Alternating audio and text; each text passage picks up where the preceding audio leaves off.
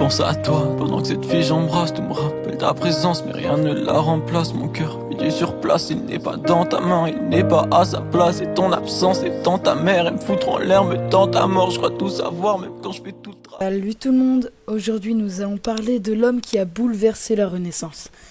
Plus sérieusement, nous allons parler de Léonard de Vinci. Nous allons voir cet homme d'origine bâtarde, fils d'un notaire, devenir une des personnes qui a fréquenté les plus grands rois de la Renaissance française, comme François Ier. Tout commence par sa naissance le 15 avril 1452 en Italie.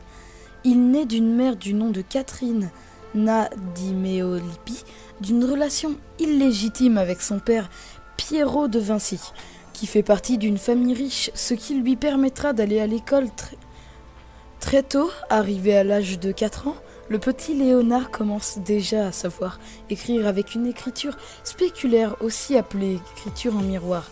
C'est une écriture dont les lettres sont inversées. Il la garda toute sa vie.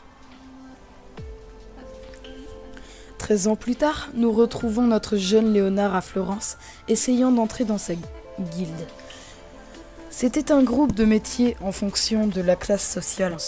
Il se fit refuser à quasiment toutes les guildes jusqu'à que son père s'en mêle, car Léonard, déjà à cette époque, était doué pour l'art. Son père décide de l'envoyer chez Andrea del Verrocchio, un peintre. Il sera apprenti. À 24 ans, les premiers ennuis arrivent.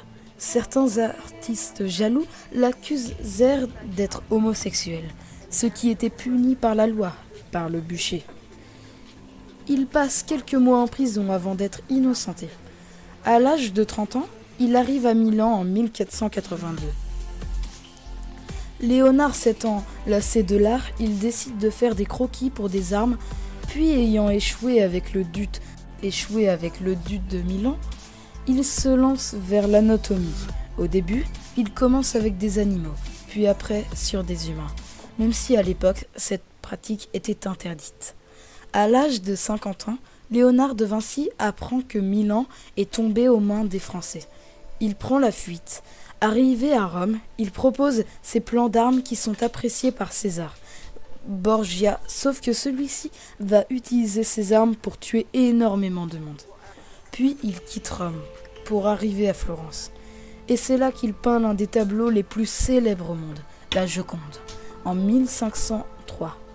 Une vidéo viendra bientôt pour vous parler de la Joconde. En 1516, il est invité par le roi de France, François Ier. C'est ici en France qu'il fera sa dernière œuvre, Saint Jean-Baptiste et son autoportrait. Il meurt de la maladie main de griffe. Mère, à 67 ans, sans enfant. Son apprenti hérite de tous ses biens. Il est enterré au château d'Amboise. Sur ce, j'espère que cette vidéo information historique, en quelque sorte, vous aura plu. Likez, abonnez-vous et partagez. On se retrouve pour une nouvelle vidéo. Si vous avez des sujets à nous dire, à nous proposer, pourquoi pas dans les commentaires.